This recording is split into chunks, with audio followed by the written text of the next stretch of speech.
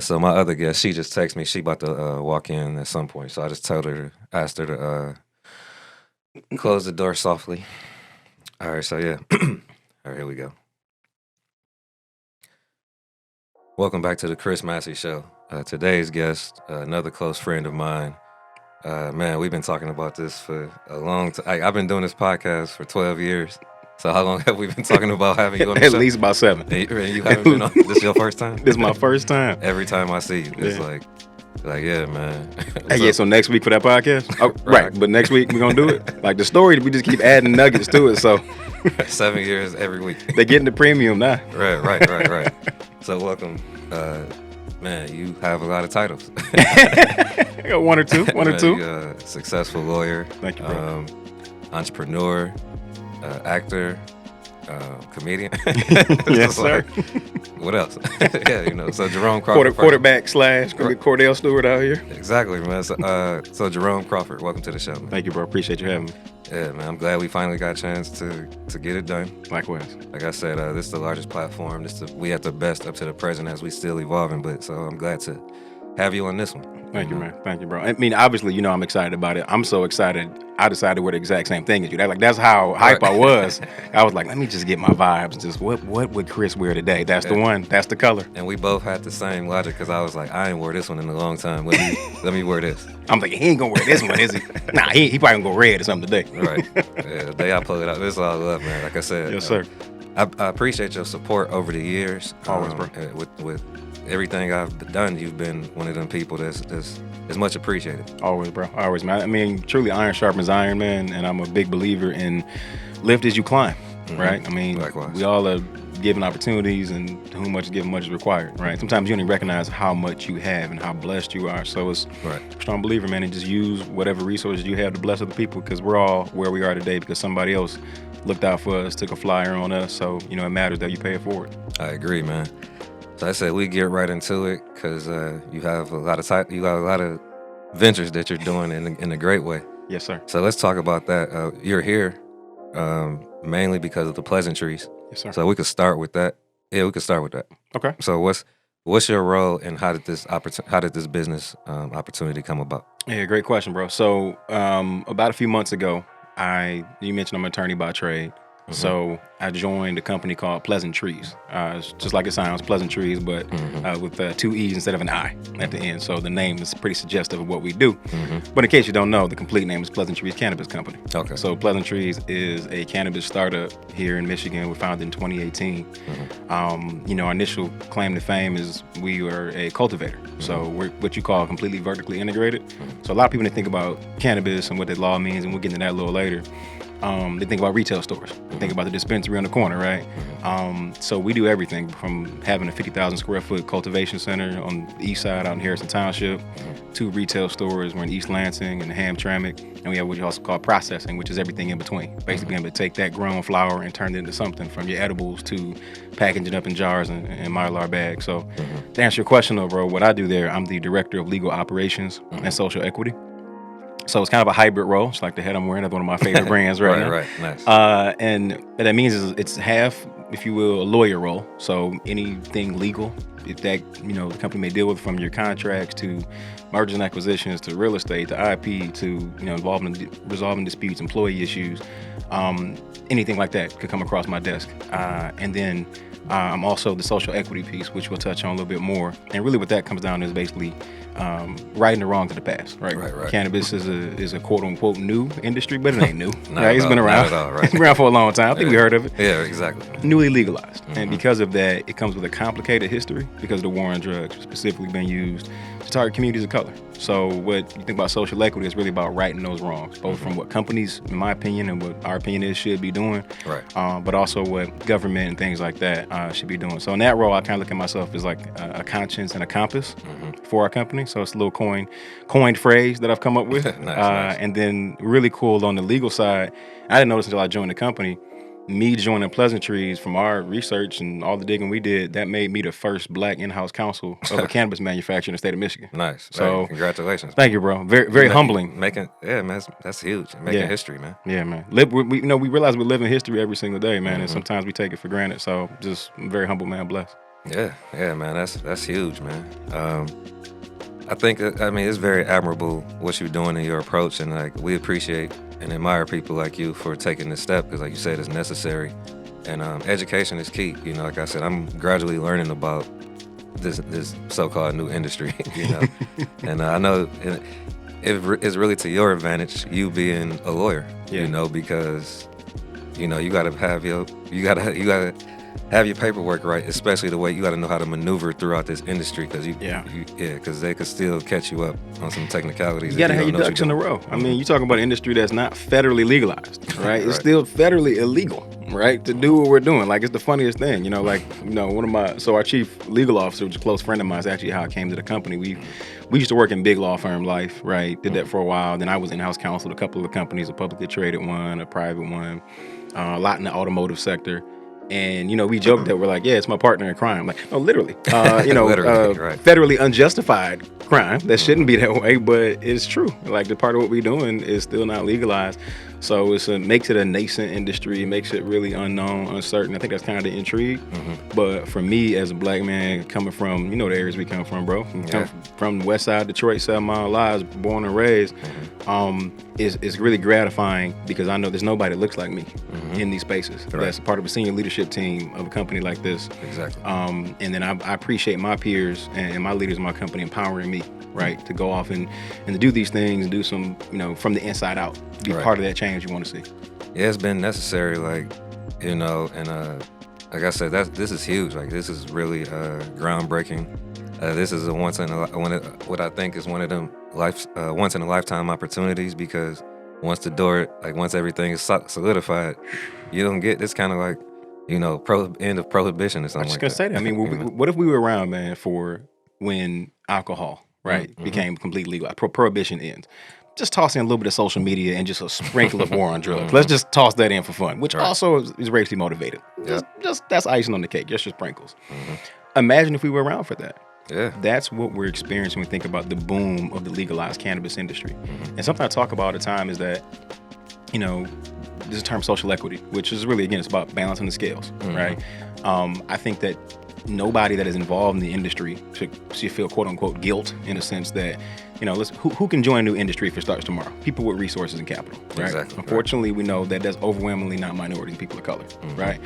But so that's the faces you see this industry. People say, well, man, it should be such the CEOs. Now, on one side, we totally agree. Like at Pleasant Trees, we believe cannabis should never been illegal in the first place. So because of that, if there's people that's in prison right now, they need to be out yesterday. Michael Thompson was a big story recently. He was the longest serving nonviolent, you know, cannabis offender, did 25 years, right? So he's out now, but you know, he's the one that makes headlines, but you still got a lot of people locked up, man. They need to be out yesterday. So groups like the Last Prisoner Project, we're partnering with them. They're advocating for the 40,000, you know, or so folks that are still sitting in prison today. That has to happen. Other side of that is that, you know, just because you get in the industry, it doesn't mean, okay, man, everybody's got to be a CEO, got to be somebody that had charge or whatever. Not necessarily, but what you need to do is, I think you got to operate with a conscience. If you step into this space, accept the complicated history and be part of the change. And that's incumbent on everybody, from a manufacturer, from if you at a retail store. You know, our way we try to do it, and under my leadership, where I'm trying to push this toward, is our hiring practices, right? Because we're vertically integrated. So what that means is we have our own retail store, so we are a big wholesaler. We sell to a lot of the market. It's not like we don't have a cultivator, so say we can only buy from black-owned growers. We have our own cultivator. Our big way is because we're able to continue to expand and we grow roles, being intentional, right? I mean, so many things that's a scarlet letter at other industries. Like, you can't go get a plant job, and a lot of times you got a conviction, right? Or that's a scarlet letter. For our industry, you know, having a possession conviction, especially for weed, that almost makes you like an attractive candidate, right? In a sense, because it's like that you're the exact person that wouldn't be able to go somewhere else and do something with their career. We can give you a chance to have a full-time job, employment, benefits. A lot of people to really change their lives. So, yeah. I think that's a great point, man, because that's why I love being an entrepreneur, because I can hire who I want. Yes, sir. You know, it's like we actually paying it forward. You know, it's like so many people get shamed and miss out on opportunities because of a past mistakes, often younger. You know, it's like something that, you know, what if they had social media when we was in high school? Man, that's why I be telling people, man. It's like, man, I'm like a private person to a certain extent anyway. And I know that's a whole nother thing because I was like, I couldn't have grown up for the simple fact that I don't like a lot of cameras in my face. Like, I'd be like fighting and stuff. It's just like, get that camera out of my face. Not everybody got a camera. That's the point. Could you imagine in class, we sitting there and everybody got a camera? I mean, it's literally what 2021 now is. It's like everybody's a reporter. I heard, that's a great point in regards to social media. I heard a celebrity say, he loves interacting with his fans, but it's hard to deal with autographs these days or pictures because that's the new autograph, a picture. But he was like, back in the day, I would sign autographs and take pictures because everybody ain't had no camera. Right. He was like, nah, if I take one picture, I gotta take 1,000 of them. Exactly. So people got a line. Oh, my camera too. No, I got a better iPhone. I got Android. It's like, I got somewhere to be. It's like, man, I can't do this all day. So, nah, man, we're in a different lane, in a different space, and I love you mentioned entrepreneurship because with the idea of ownership and the idea of you just having the ability to have a platform, right? When you pair that with some intentionality, that's how you make change. Exactly. When you say, I actually want to make it a point, I don't know, to hire Black and brown folks. I want to make it a point to target areas, right? To get more people in a pipeline. It starts with being intentional. Right. And that's the leverage. Like, I understood from day one the balance in relationships. Like, it's not superior or inferior relationship. Right. Business owners need employees and employees need jobs. So it's like facts. We working with each other. You don't work for me. We work with each other, like you said, and we need more owners in certain things. But we also it's a space for everybody. Like you said, everybody ain't gonna be the owners and everybody ain't the workers. So it's like, what's your role? Where you fit in at? And let's just make it make sense. Keep it simple, man. Bro, you make a great point, man. That struck me, and that is that take a new industry again. Cannabis is just. You still have functional expertise that's needed across the board. So I'll give you an example. A lot of people think ownership immediately. They think the thing that's on the front lines, being a retail store, all of that. But like you said, it's about finding your place. So, for example, if you're an accountant and you want to work in the industry of cannabis, we need people that know finance. Exactly. We need CFOs. We need accounting teams. We need AP and AR teams. I'm a lawyer, right? I brought legal expertise, right, to that type of thing. We need our HR people. You need your marketing. You need your business development. You need IT folks. So as the industry expands, it may not be so I can be just the CEO. It may not be so maybe I won't even just go in the cultivation facility and help grow. Maybe that is where you find your lane. Right. But you also can bring your lane, but bring your expertise. So, between that and which again, get back to hiring, one other thing that we've done and I've made a point to is our vendors. Service providers, right? Whoever you're hiring, being intentional. Maybe it's a chance to work with a Black-owned business, right? Yeah. But that's a different way that you continue to pay it forward. Right. I'm with you, man. And it's all about timing, man. That's why I encourage people, like you said, certain people should have been released yesterday. It's a lot of people who got ideas, and I'm like, it's no perfect time to start. Just one of my favorite quotes, Arthur Ashe, start where you are, use what you have, and do what you can. Who would have known that we'd be crossing paths like this and knowing that this boom would come, like this industry, like I said, you've done a lot and you're doing a lot. Like you've from acting to comedy to a successful lawyer to not. You're taking us there, bro. So how, you know what I'm saying? So what's that journey been like for you? Like some things we just didn't know, like that it was gonna become a thing. Yeah. But so how did those different transitions work for you? I've been very fortunate. Hindsight's 2020, right? Where sometimes you look back in your life and it all makes sense. And oh God, of course, that's why you put me in that thing there. I knew that. No, you didn't. Right. But it's been refreshing, man. When I reflect back on my career, I've been blessed, man. I'm entering my almost 10th year of legal practice in the 9th year now. Nice. And which makes me feel old and young at the same time. It's weird, right? But I think about my journey. You mentioned the acting stuff. And you remember from our days back in high school, man, where that's where I started kicking off that dream, right? Signing with talent agencies. I was trying to be on Nickelodeon, bro. Okay, keep it a buck. I was like, look here. I'm trying to be on all that, in case, And then I did a lot of TV and film stuff and said, well, if this don't work out, I need a career in something, right? Right. I found entertainment law. Another one of our classmates, Dad, was an entertainment lawyer, right? And said, okay, shouts to ASR. I said, hold on. Right. I think I want to do this thing, right? And so I was able to find a foundational path to pair that really worked well with my entertainment dream and that focus. Got into stand-up comedy, right? And it was like, well, why am I finding stand-up comedy? I don't know how to do that. Another classmate volunteered me for an event. And you never know these like serendipitous connections. Exactly. That was able to turn into something I never imagined coming from being a host, which turned to be able to host events back in the legal sector and different public service events, be able to work on those speaking skills.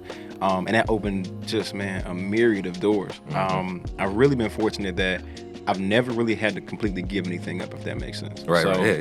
Yeah. Hey, y'all got while their a place. full-time practicing lawyer, I'm in signed with talent agencies for 17 years. Right, you know what I mean? right. I did a voiceover, from Microsoft 2 weeks ago on their Black Nice. History projects, and they're going virtual museums. So if y'all touring Microsoft museums, you might hear your boy talking. But I've been very, very fortunate, man, to be able to keep kind of doing those things, and they all overlap together. Now, I will say this, though. If Transformers 14 comes out, right, and The Rock is busy, Marky Mark can't make it, and Shia LaBeouf got something to do, like, I'm fourth in line. I'm not going to make the board meeting on Monday. I tell people that all the time. So. Right, exactly, man. And that's super dope, man. Just to watch how everything comes together, you know. And people like you, clearly you love it, you know. So it's like people like us, we fall in love with the process and with the journey. Like you don't really arrive necessarily. It's like overnight success, right? I'm like, I've been here more than one night. It takes years to become an overnight success. That's facts. Know? That's facts. Yeah. A real, because if you're really successful, what it means is maybe people heard about you overnight, that you were heard about nationally or in some large way. But like you said, bro, when you commit to something, you have passion for it. It makes you appreciate the reward. You appreciate the fruits of that labor that you put in for a long time. Yeah, man. I think that's dope. You know, it's like so these different diverse things. It's like I think that's a unique skill set that you have. You know, from working in the entertainment industry to entertainment law to what I guess you could say the cannabis can be entertaining as well in some aspects. And it can provide entertainment. Right, it supports entertainment. Funny how that intertwines back in the entertainment industry, bro. Yeah, right. It's like connecting dots, man. Yeah, and you never the irony of what you just said, and I obviously know we're coming out of a pandemic era, Lord willing, sooner rather than later. But being in this era, and it didn't hit me until I kind of even got there in this role, that this, ironically, now being the cannabis space, which my motivation for getting into it was not, thinking entertainment law, sports law, anything like that. This is the closest I've come to, frankly, almost having like daily opportunity to connect with that, to connect with entertainment law, connect with, my passion for entertainment law in the first place was that, a lot of our role models, a lot of people look up to, that look like us, entertainers, athletes, people that have platforms. And I'm big on replicating leaders. Right. Like our personal reach is limited, as great as we can be. But if you can be part of somebody else's team around them, right? Like a lot of people that have platforms, whether they're gonna be role models or not, they need good people. A lot of times they're seen as cash cows. They're taken advantage of, especially those that look like us. So that's what my passion has been, working like entertainment and sports like that. And now all of a sudden, if you're like, cannabis, So it's funny how all that comes together. And then being able to pair that with this social equity work, being able to pair that with being a thought leader in this space, which has been kind of cool because one thing we didn't talk about is that in the legal sectors, I've worked in what you call, what is it, diversity, equity, inclusion now, right? I think that's the term we're on now. We started with with diversity, right? Then we were like, well, no, diversity and inclusion. Now I was like, well, diversity, equity, and inclusion. So I think we're at our last phase of terms. Yeah, man, right. But I've done a lot of DE&I work over the years. So groups such as the Wolverine Bar Association, which that's Michigan's black lawyers, they call it guild or public service org, over 100 years old. In the state of Michigan, I was the president 2 years ago. Nice. And so being able to do stuff like that, work with the American Bar Association, co-chair in their Men of Color project for last year, and doing those things at like this regional and this national level. And I was just doing it in the context of, hey, I'm a lawyer, right? I know I'm one of me a lot of times in the room, and I'm trying to provide a foundation, and I want to lift as I climb. Right. Do that for us in the legal space. Little did I know it was going to dovetail, so well into the work I do today in the cannabis space. Yeah, man, that's amazing.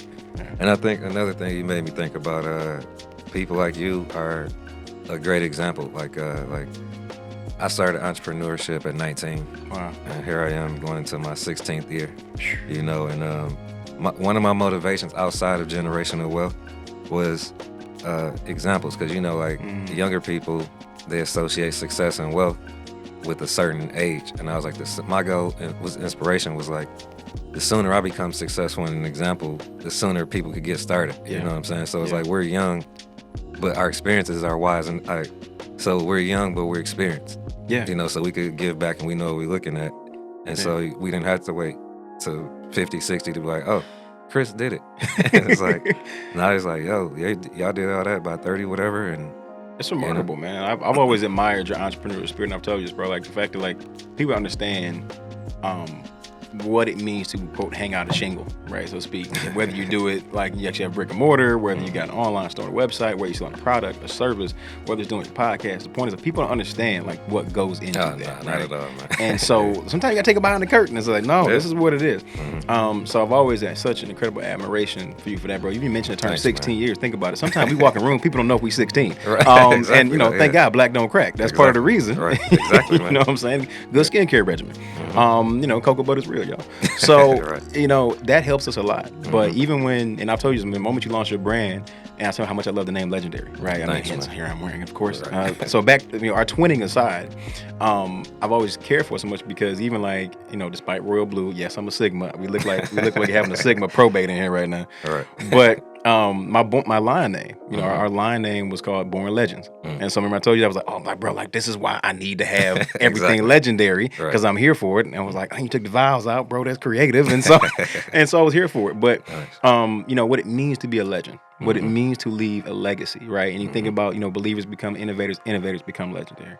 And the strength of that mantra that's behind your brand, bro, is really about like legacy is something that leaving your mark beyond just today, right? Because who do people think about when we're here in Black History Month? Right. And you think about some of the pillars of the Black history movement, if you will, right? It's because they left legacy. It's because they did something that outlived the moment. Right. And that's, an admonition, I think, for all of us. And definitely, I think, man, your brand accomplishes is doing something to live beyond the moment. Thanks, man. Much appreciated. For sure. That really means a lot to me, man. I appreciate you. And before we bring this to a close, what is there anything that we didn't address that you want to?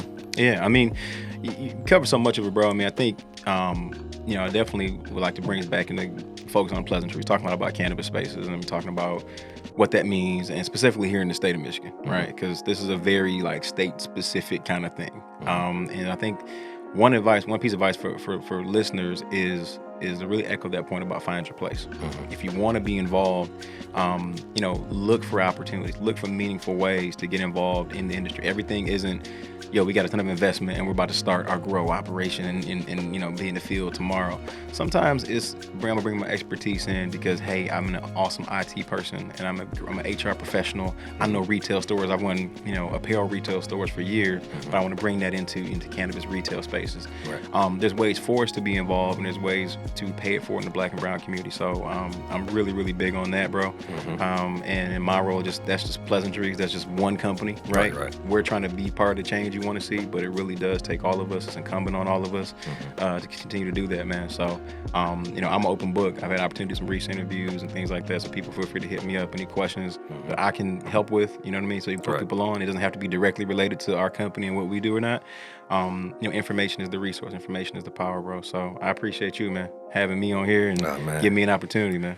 Oh yeah, we finally got it done, man. No, right. So 7 years, y'all. What this goal show is stay the course. Okay, stay the course. But hey, like you said, had we done it before, we wouldn't have these moments. Exactly. We would not have been able to wear the same hoodie on the same day. But think about it. Exactly. So, I ain't had nothing to create. Exactly. It wasn't even here. It wasn't even here. So yeah. Everything happens for a reason, bro. I agree. And what's the best way for people to stay contact with you and updated with everything that you're doing? Yeah, great question, man. You can hit me on LinkedIn, Jerome Crawford. You can also get at me. I'm on social media, man. You search my name, you put me up on all platforms. Generally have public profiles and check out our website, which is enjoypleasantries.com. You can also order online from our retail stores and we got curbside pickup down in Hamtramck for those in the Detroit area. If you a little further out west, check us out in East Lansing. Check our store out there. It's probably the best way for the average consumer to check us out. As they would say, we got premium gas and everything that you would like to find and nice. With that. So we'd love when you check us out, man. And one note, this is important. I always say this. And I think it's a bit of a misnomer, even in our communities. We are what you call adult use recreational. What that means is you don't need a medical marijuana card. Right. You show up with an ID. That's the biggest thing. People are like, man, I get my card. You actually don't. And we're one of the first ones south of 8 Mile. Right? Nice. A lot of the ones on 8 Mile in Detroit, those are all medical marijuana, which has been around for years. The nugget I'll leave people with is that people are hearing a lot about this Detroit legacy, like ordinance, and you're gonna see recreational stores in the city probably in the next, couple years. But we already sitting there right now in Hamtramck. So come check us out and pull up. Much appreciated, man. I appreciate the insight and just the overall conversation. Always, my brother. And we thank you all for tuning in to the Chris Massey Show podcast. You want to stay updated with us, everything is Chris Massey Show. Twitter, Instagram, Facebook page. And a special thanks to our official sponsor, the inspirational lifestyle brand, Legendary. Their motto is believers become innovators, innovators become legendary. And they're connecting dream seekers and innovators through apparel and accessories. Follow them at LGNDRE on Instagram, Facebook, and Twitter. And check out their website, lgndre.com. Once again, Jerome, congratulations. Thank you, brother. Keep up the great work. Looking forward to working with you again. Always. Appreciate it, my G. Appreciate you. Peace. Yes, sir.